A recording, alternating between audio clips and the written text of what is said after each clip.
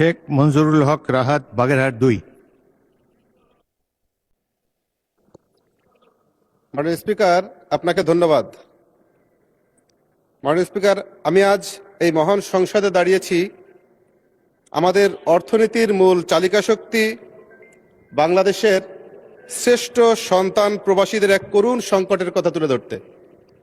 মাননীয় স্পিকার, আমরা গর্ব করি প্রবাসীদের রেমিটেন্স যোদ্ধা বলে থাকি।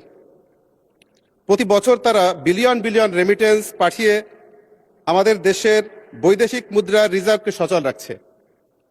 কিন্তু অত্যন্ত পরিতাপের বিষয় হলো বর্তমানে লক্ষ লক্ষ প্রবাসী এক ভয়াবহ পাসপোর্ট সংকটে ভুগছে।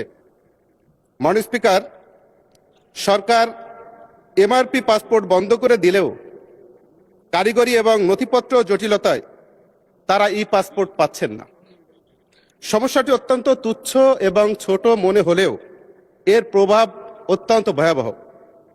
একজন প্রবাসী 5 বছর, 10 বছর, 15 বছর আগে যে তথ্যে পাসপোর্ট করেছিলেন, বর্তমান এনআইডি, জন্ম নিবন্ধন এবং তার সাথে সামান্য বানানোর অমিল, বছরের অমিলের কারণে তারা তাদের পাসপোর্ট নবায়ন করতে পারছে না, আটকে আছে।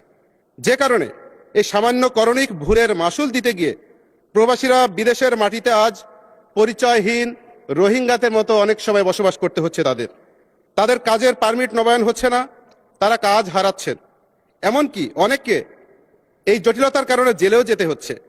রাষ্ট্রের ডিজিটাল সিস্টেমের সমন্বয়হীনতার দায় কেন একজন রেমিটেন্স যোদ্ধা বহন করবে?